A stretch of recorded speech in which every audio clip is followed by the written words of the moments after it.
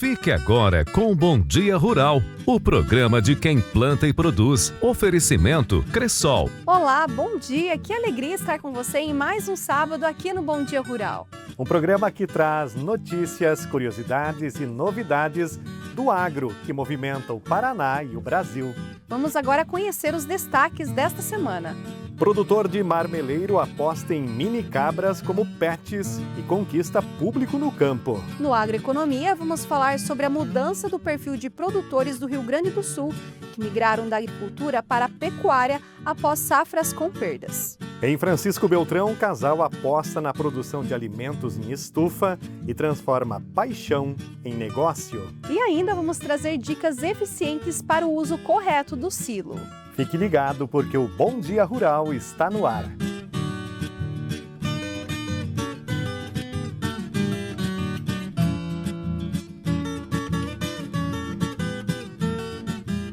Iniciamos o Bom Dia Rural agradecendo a sua companhia, a sua audiência de norte a sul do Paraná. E o abraço de hoje vai para você que é das cidades de Foz do Iguaçu, Maringá e Curitiba. E continue interagindo com a gente através das redes sociais Bom Dia Rural TV.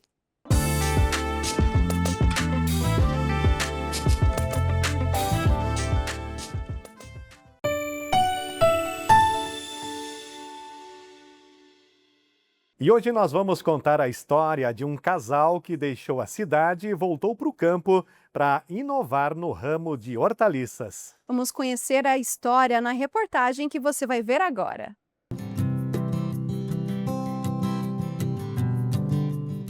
De volta para Francisco Beltrão, a cidade onde cresceram, o jovem casal Catriel e Letícia, ele é agrônomo e ela veterinária, decidiu unir os conhecimentos e a paixão pela terra para criar o seu próprio negócio. Nasceu aí a Aliança Hortaliças, um empreendimento rural que tem como propósito levar hortaliças frescas e com muita qualidade para as pessoas. Eu sou agrônomo de profissão. Assim que eu me formei, eu e minha esposa, a gente foi para o Mato Grosso, né? Buscando desafios, né, profissionais. Eu atuei lá como agrônomo por 6 anos em grandes culturas, soja, milho, algodão principalmente. E chegou um momento que longe da família a gente achou que era melhor voltar, né? Principalmente depois do nascimento da nossa filha, a gente quis se aproximar, voltar, estar por perto da família, né? E a gente buscou meios de conseguir continuar, né, sendo agrônomo, uma profissão que eu amo tanto, e estando perto da família. E buscando muitas coisas, uma delas que surgiu das ideias foi o cultivo protegido, né? As hortaliças no sistema de produção mais tecnológico. E a gente buscou estudar, visitar outros produtores e até que a gente decidiu, não, é isso que a gente vai fazer. Foi uma virada de chave, né, a chegada da Helena, né? Então essa volta nossa para cá, para onde a gente nasceu, né, onde a gente foi criado, é um misto de sensações, um misto de gratidão, né, por estar de volta aonde a gente começou tudo, e um misto de alegria, né, de estar mais perto da família.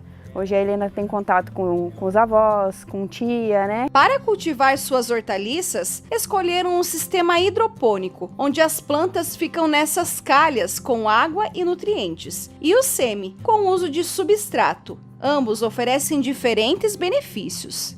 Um dos principais diferenciais desta estufa aqui é a integração de sistemas que podemos ver aqui. O Catriel vai explicar um pouquinho mais para nós por que ele escolheu o sistema hidropônico e o semi. Então, pessoal, as plantas, assim como nós seres humanos, cada planta tem sua preferência pelo ambiente que ela deseja estar. Por exemplo, essa alface que eu tenho na mão, a alface crespa, ela tem uma preferência, ela se sente melhor, assim por dizer, no sistema hidropônico que a gente tem na estufa. Porém, outras plantas como salsinha, cebolinha, alface americana, a gente tem um maior rendimento, uma qualidade de produto superior quando cultivado nesse sistema semi-hidropônico. Com esse substrato, né? Isso, esse produto que vem aqui. É um substrato importado, esse daqui. Ele tem vários componentes que fazem parte dele, fibra de coco, casca de arroz, dentre outros, que fornecem para a raiz da planta uma comodidade, um conforto térmico, principalmente agora no verão, para que ela se desenvolva melhor. Pois a raiz é um dos principais componentes que fazem parte da planta, né? Então o que a gente busca? Raízes brancas, saudáveis, que a gente tendo uma planta bem alimentada, ela vai ter uma sanidade melhor, não vai ter doença e até, consequentemente, um ataque de pragas também menor do que uma planta que tem a raiz debilitada, né? Esse sistema aqui é um sistema, hoje é o que a gente tem de mais tecnológico em termos de semi-hidropônico, né? Aqui no fundo ele tem um dreno, uma outra camada que divide ele, cerca de 2 centímetros de altura, e tem pequenos furos para que a água que a gente coloca aqui com a nutrição seja drenada. Essa água está canalizada e a gente pode reutilizar ela também para as demais plantas da propriedade, né? Então a gente tem uma escoagem melhor, né? Uma escoagem melhor, né? Porque isso aqui não pode ficar encharcado. A planta ela se alimenta, a raiz se alimenta e respira ao mesmo tempo. Então se a gente tiver um solo encharcado, ela vai morrer por falta de ar, porque no solo a gente precisa ter ar, ela vai afogar a planta. Então essa água precisa ser drenada, fornecer a nutrição para a planta e ir embora. E a gente consegue essa água que vai embora reutilizar na propriedade também com esse sistema, que as impurezas não vão junto por causa desse sistema de drenagem. Esse aqui já é um rebrote, ou seja, eu já cortei uma vez essa cebolinha aqui, e esse aqui já é o rebrote que eu posso agora estar entrando com o segundo corte. Ou seja, eu também tenho uma eficiência na questão de reutilização das mudas. Eu não preciso comprar mudas a cada corte. Eu venho aqui e corto de 2 a 3, depende da época, até 4 vezes a mesma planta aqui. Então eu tenho uma duração aí de aproximadamente 4 a 5 meses da mesma muda que eu plantei aqui. Então assim, a estufa ela é uma empresa, né? Eu tenho que tentar buscar o máximo rendimento possível, né? E foi um dos motivos que a gente decidiu cultivar a salsinha e cebolinha nesse sistema aqui. Estão bem vigorosas, né? Muito bonitas, muito bonitas. Agora no verão é muito difícil de ter salsinha e cebolinha, principalmente com essa sanidade, essa qualidade. E esse sistema aqui faz com que a gente obtenha essa qualidade para oferecer para os nossos clientes, que é o nosso foco, é qualidade de produto. A primeira estufa em produção cultiva cerca de 5.000 pés de salada por mês. O volume é comercializado em vários restaurantes e supermercados de Francisco Beltrão. Agora o casal se prepara para expandir ainda mais, com a construção de uma segunda estufa. E a meta é chegar em 15.000 pés mensais. Hoje a gente entrou buscando produzir algo que ninguém produz, porque hoje tem muitas pessoas que produzem alface na região, né? Mas uma alface de qualidade, um produto de qualidade, que as pessoas falem na Aliança Hortaliça e lembrem que é a qualidade. Eu gosto de comprar com eles, porque ali é um produto bom e é sempre do mesmo jeito. Então foi esse o nosso foco maior, né? Hoje nós temos 7 variedades de produtos, né? Alface crespa roxa, salsinha, cebolinha, rúcula, couve-folha e alface americana, né? E a gente também está aumentando a produção, temos alguns testes de outros produtos, né, como vocês puderam ver aqui, mas a gente tem 7 produtos comerciais, né, fora o que a gente está testando para oferecer para os nossos clientes. Para dar os primeiros passos com confiança, o casal contou com o apoio da Cressol. A cooperativa de crédito acreditou no potencial do projeto desde o início e ajudou a financiar a construção das estufas. A nossa visão hoje, como cooperativa, como Cressol, é pegar toda a parte do produtor, do pequeno ao médio ao grande, e fazer um incentivo para ele estar trabalhando na propriedade, crescendo junto com ele. O nosso cooperado crescendo, consequentemente a gente vai estar crescendo junto. O projeto do Catriel, na primeira visita que a gente fez aqui, foi uma indicação para a gente vir trabalhar com ele. Juntamente com o nosso conselheiro, eu fiz a primeira visita com ele. A gente veio aqui, ele propôs para nós a ideia dele, o que era a parte da estrutura que ele queria montar, a parte de negócio. A gente comprou a ideia, juntamente comigo, como sou gerente da conta dele. A gente abriu a conta e deu início ao projeto. A história até aqui foi construída com muito esforço e dedicação. E agora, com o mercado respondendo positivamente, Catriel e Letícia sentem que estão no caminho certo. Todos os dias tem colheita, todos os dias sempre tem alguma coisa diferente para a gente fazer, né? A gente não se contenta só em plantar e colher, a gente está sempre buscando fazer testes, né, e fazer experimentos de produtos novos, né, para atender o mercado com um leque maior de produtos, né. Mas todo dia tem bastante trabalho, mas é um trabalho muito gostoso de ser realizado, um trabalho satisfatório. A gente já tem a primeira, né, produzindo, primeira unidade, 750 metros. Estamos concluindo a outra unidade, que vai ser um bloco só de produção, 1.500 metros quadrados. E a nossa ideia é, conforme a gente for produzindo, aumentando, né, nossa produção. Nós sim queremos escalonar o negócio e buscar o máximo aproveitamento da propriedade hoje. É 100% familiar, eu, minha esposa, meu pai auxilia a gente aqui na estufa também. E conforme for tomando maiores proporções, a gente vai, né, precisar buscar colaboradores para a empresa.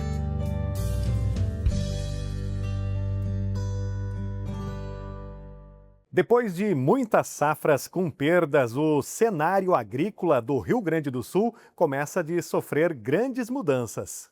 No Agroeconomia de hoje, você vai conhecer um pouco mais e por que essa mudança de perfil está acontecendo.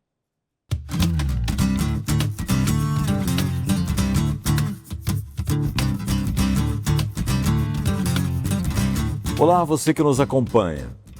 E depois de 4 safras consecutivas marcadas por perdas e frustrações, o Rio Grande do Sul começa a registrar um movimento silencioso, mas significativo. Produtores estão deixando a agricultura de grãos para investir novamente na pecuária. A migração é mais visível nas regiões das Missões, Fronteira Oeste e na metade sul do estado gaúcho, onde a pecuária volta a ser vista como uma alternativa mais estável e rentável diante das incertezas do clima e da volatilidade dos preços agrícolas. Ainda não há dados concretos sobre o avanço da pecuária nas regiões produtoras, mas os efeitos das adversidades climáticas dos últimos anos sobre as lavouras são evidentes e têm levado muitos agricultores a buscar novas alternativas. O presidente do Sindicato Rural de São Borja, Tomás Olea, explica que a pecuária tem mostrado um valor de mercado mais estável e com maior liquidez do que os cereais, o que torna a opção mais rentável e mais segura no atual cenário. O presidente do Sindicato Rural de Pelotas, Augusto Racier, confirma que há uma migração em curso, motivada pela perspectiva de preços melhores para a carne bovina.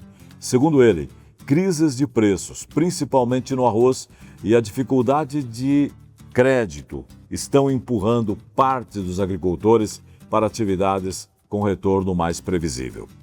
A percepção é semelhante para o presidente da AproSoja, Irineu Hort, que observa um retorno gradual da pecuária na metade sul do estado. Em Alegrete, o movimento é ainda mais evidente.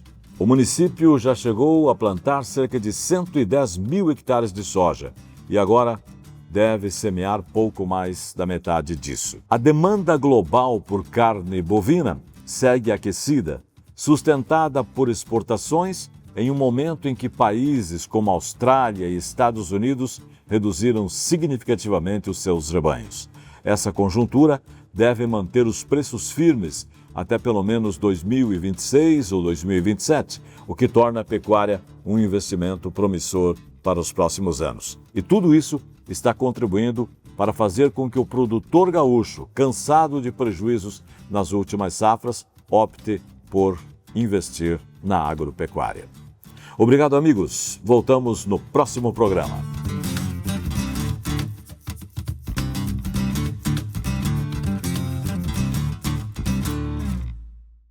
Muito obrigado, Luiz Carlos Baggio, pelas informações, trazendo destaque sobre o dinamismo da agricultura e a capacidade dos agricultores se adaptarem em condições diferentes. E após o intervalo, vamos trazer orientação para você, produtor, sobre o uso adequado do silo.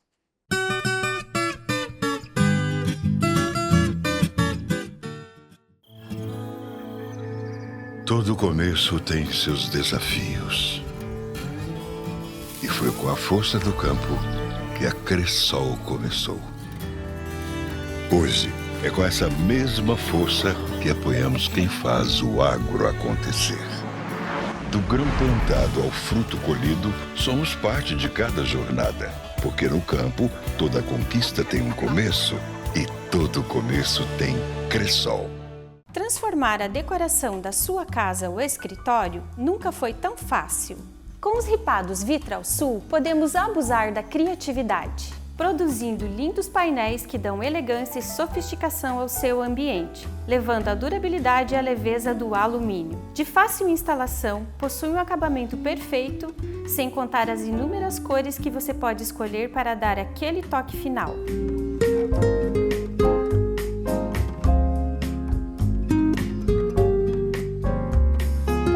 Escolha a qualidade, escolha Vitralsul. Olá, sou Closimar Nava, agente Omni para Francisco Beltrão e região há 20 anos. E nesse tempo todo, ajudamos você a realizar o seu sonho de ter o seu carro, moto ou caminhão, sempre com muita transparência, credibilidade e confiança. Se você está pensando em comprar ou trocar o seu veículo, nós temos as melhores soluções e alternativas para você, com prazos que vão em até 48 vezes e detalhe, a primeira parcela com até 60 dias. Temos também o refinanciamento da Omni, que permite a você reorganizar suas finanças, fazer investimentos sem se desfazer do seu veículo. E se você, motorista, quer realizar o seu sonho de ter o seu primeiro caminhão, a Omni oportuniza isso para você. Nós somos uma das únicas financeiras do Brasil que faz esse tipo de operação.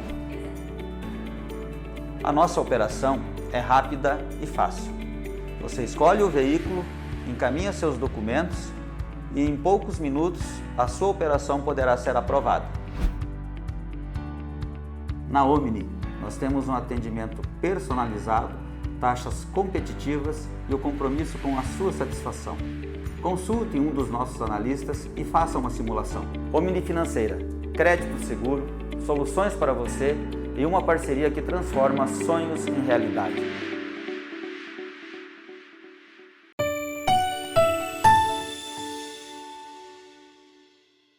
Foram só números, foram mãos, corações e sonhos. A Coasul de hoje nasceu da força das pessoas, com paixão pelo cooperativismo, pelo amor à terra e fé no futuro. A mesma vontade, lá do começo, ainda nos impulsiona. Evoluir com cooperados, colaboradores e com as comunidades onde atuamos. Coasul, uma força que nos inspira a caminhar juntos. Há mais de 15 anos, a Irmãos Machado é referência em soluções para estufas agrícolas. Com sede em Nova Prata do Iguaçu, oferece estrutura completa, montagem, assistência técnica e consultoria em gestão rural. Apoia o produtor em todas as etapas, do planejamento à colheita, com foco em eficiência, sustentabilidade e resultado. Irmãos Machado, confiança no campo, qualidade na mesa. A Bonete Agronutri busca diariamente novas tecnologias para que o seu rebanho possa produzir mais leite e mais carne com eficiência e economia. Pensou nutrição, pensou Bonete Agronutri. Adfer Bem Viver Construção e Acabamentos. Loja anexa à distribuidora. Tem do piso ao teto, do acabamento à pintura, do jardim à horta. Dispomos de materiais que se enquadram perfeitamente às suas necessidades. Agora veja o nosso diferencial. O atendimento é familiar. A nossa família atende a sua. Rua Dionísio Paese, 181, ao lado do Detran, e Avenida Natalino Fausto, 670, próximo à Trincheira.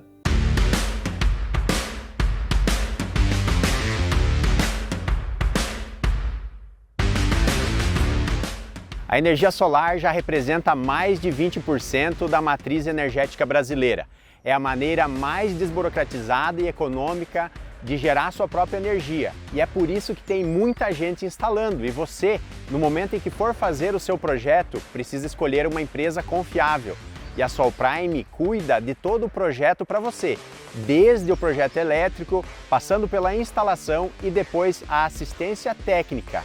Então, não fique de fora dessa. Solicite agora mesmo o seu orçamento e comece a economizar já.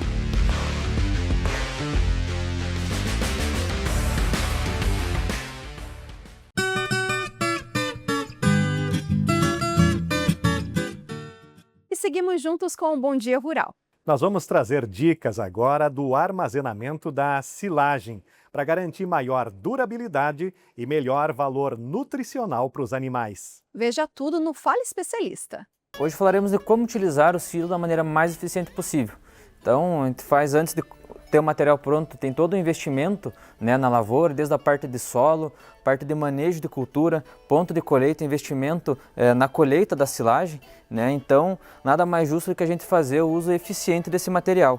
Então, aqui a gente tem um silo que está ao abrigo da luz, né? Tem uma estrutura sendo utilizada, então isso dá um bom aporte para a questão de qualidade, de isolamento da silagem principalmente. E a partir do momento que a gente abre o silo, a gente precisa fazer o uso correto, né? Tem uma fatia de corte adequada. Então imaginemos que aqui fosse quase que um bolo. Então a gente tem que tirar uma fatia de canto a canto. É uma média de 15 a 20 centímetros, né? Por quê? Porque é a capacidade média que o ar tem de penetrar na parede do silo.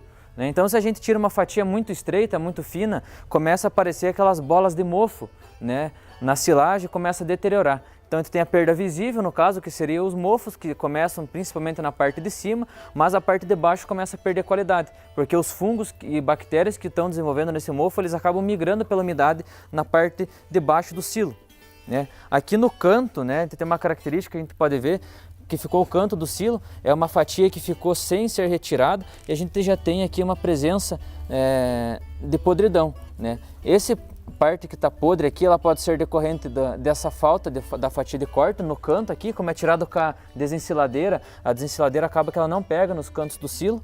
E também quando a gente vai fazer a compactação, que não é o caso aqui, como não tem terra ao redor, mas quando é um silo superfície, por exemplo, o trator não pode estar entrando e saindo do silo, porque ele está trazendo terra para dentro do silo, e a terra possui Clostridium, bactéria do gênero Clostridium, que vão favorecer esse apodrecimento na silagem. Aí pode ser generalizada, não especificamente nos cantos. Outro ponto importante que a gente precisa se atentar quando vai fazer o silo, na parte da lona, é não deixar cantos na lona, né? Aqui então a lona, essa lona ela veio na parede do silo, né, bem certinho, então não ficou aquele bolsão de ar no canto que a gente costuma ver no silo trincheira às vezes.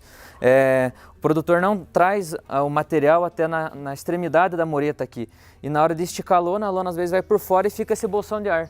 Esse bolsão de ar ele vai acabar trazendo um ambiente desfavorável, né, para a durabilidade da silagem, também acaba tendo esses apodrecimentos.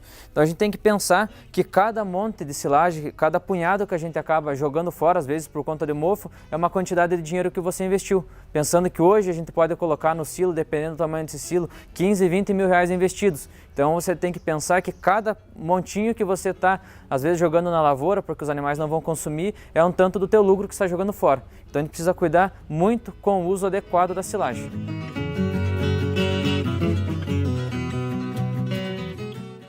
E depois do intervalo, produtor de marmeleiro aposta em mini cabras como pets e conquista público no campo.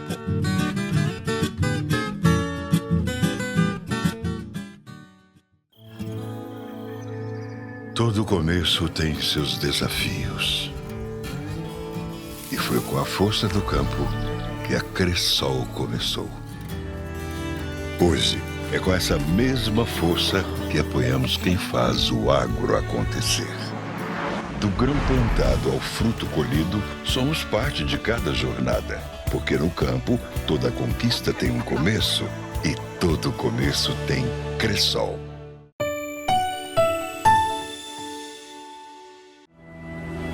Não foram só máquinas, não foi só tecnologia, não foram só números. Foram mãos, corações e sonhos. A Coasul de hoje nasceu da força das pessoas, com paixão pelo cooperativismo, pelo amor à terra e fé no futuro. A mesma vontade, lá do começo, ainda nos impulsiona. Evoluir com cooperados, colaboradores e com as comunidades onde atuamos. Coasul, uma força que nos inspira a caminhar juntos. A Bonete Agronutri busca diariamente novas tecnologias para que o seu rebanho possa produzir mais leite e mais carne com eficiência e economia. Pensou nutrição, pensou Bonete Agronutri.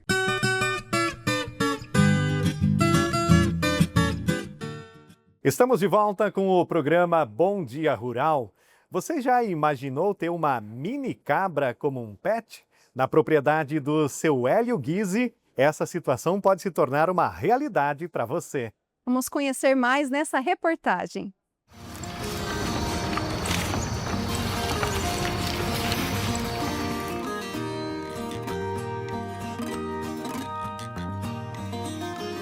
As cabras em miniatura são inteligentes, dóceis, gostam de brincar e, convenhamos, é um bichinho extremamente fofo. Por isso são uma opção para quem busca ter um pet diferente em casa e que se dá bem com crianças e outros animais. As cabras anãs são uma subespécie das tradicionais. Estão se popularizando no Brasil como um animal de companhia.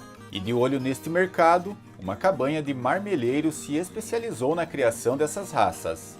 Hélio, dá para ver que são animais bem dóceis, né? E eu queria que você falasse um pouco sobre essa procura, né? As mini cabras são muito usadas como pet, dá para ter em casa, num sítio pequeno, né? A procura está sendo grande com as mini cabras, porque ele é um animal bem tranquilo e o que a gente percebe hoje, ela está substituindo uma parte do gato e do cachorro, devido a ter algumas crianças que têm alergia, né? Com o pelo do gato e do cachorro, e da mini cabra não. Entendi. E eu queria que você explicasse um pouco como que são os cuidados, né? É muito difícil para ter um animalzinho desse em casa? Não, ela é bem tranquila. O que você não pode deixar ela é na umidade. E a alimentação dela, come bem pouco. Dá um pastinho para ela, um feno, um pouquinho de ração. Ela é tranquila. E a vantagem para dentro de casa é que ela aprende a fazer as necessidades onde você quer. Pode ser adestrado como um pet normal. O Hélio começou neste ramo há uns 7 anos.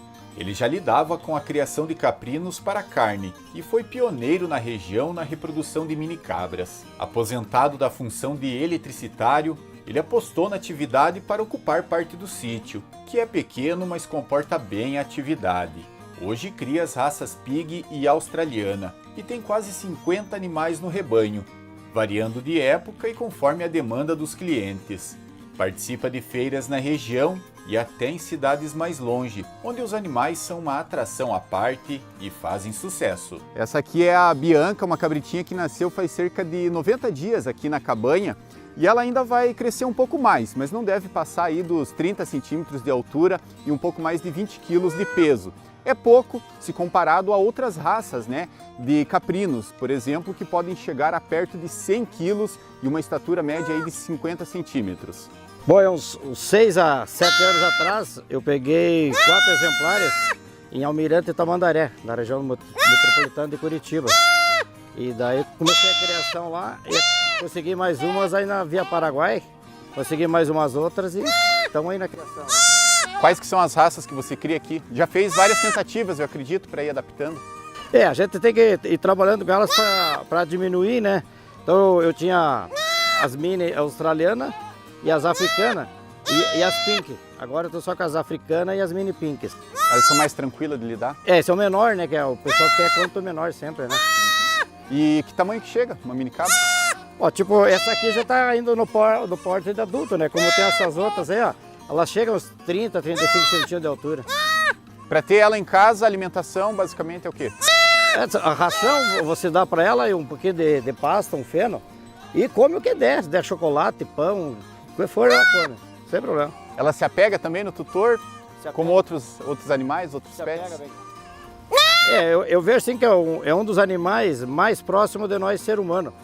Tanto é que o leite da mini cabra, ele é 95% compatível com o leite humano, né?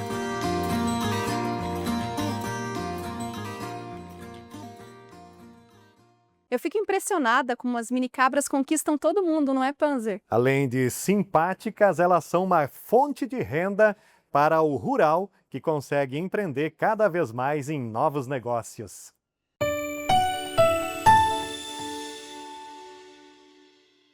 E o Bom Dia Rural vai ficando por aqui. Muito obrigada pela sua companhia. A gente encerra por aqui hoje, mas a nossa equipe já está a campo buscando conteúdos com muita informação e conhecimento para você no próximo sábado. Até lá!